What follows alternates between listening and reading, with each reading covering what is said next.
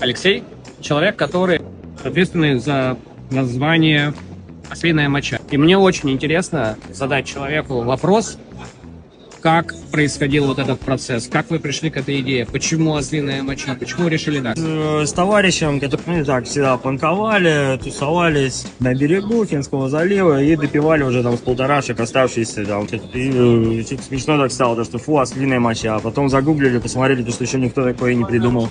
Ну, не придумал забронировать, так-то это народное название-то вообще.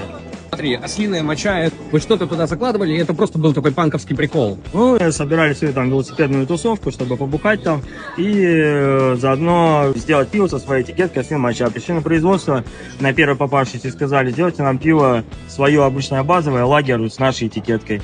Они нам сделали 100 баночек. А как раз в тот момент, когда они это делали, к ним пришел пивной блогер, а точно не знаю какой. И после этого посыпались к ним предложения от дистрибьюторов.